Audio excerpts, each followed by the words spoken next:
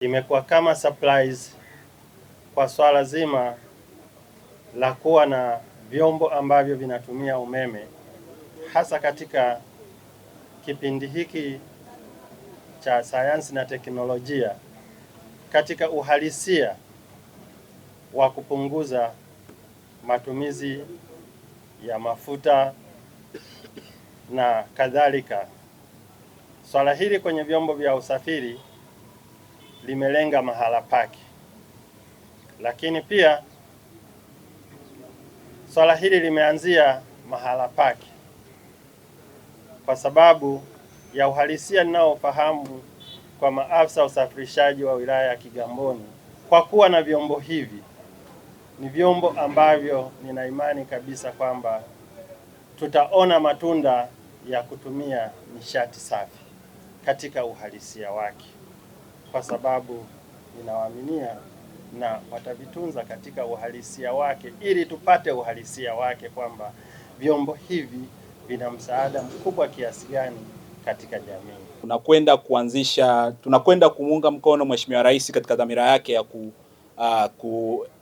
kuendesha ajenda nzima ya nishati safi. Ameanzia kwenye upande wa upishi, lakini pia sasa tunakwenda kumpeleka mbele zaidi, tunakwenda kwenye sekta ya usafirishaji. Kwa hiyo tunaomba serikali, tunaomba jeshi la polisi muendelee kutushika mkono na kuendelea kutushika mkono pamoja na vijana wetu wa maafisa wa usafirishaji katika changamoto zozote tutakazokuwa tunakutana nazo, tuweze kutupokea tutakapokuja kugonga kwenye milango yenu, na mambo mengine yote naamini tutaendelea kujifunza kadri tunavyoendelea kufanya hii kazi. Watu 100 wakipata pikipiki ni sawa sana kama watu 500 au 300. Kwa hiyo niwashukuru sana, niwasihi tu vijana wetu ambao watapata hii mikopo wawe waaminifu, wawe watulivu, wafanye kama ni kazi, wafanye kama ni ajira yao. Unapokuwa barabarani, kitu cha kwanza, heshimu mwili wako, heshimu wenzio. Itakusaidia wewe katika maisha yako kuliko unaanza kukimbia, uogopi mwili wako, kidogo inakuwepo changamoto.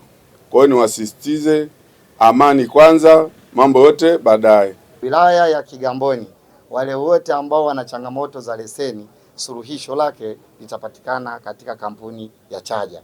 Kwa sisi tunaendelea kuwashukuru sana kwa kutaka kutamani na kuhakikisha kwamba maafisa usafirishaji wilaya ya Kigamboni wote wanaimarika, wanakuwa salama.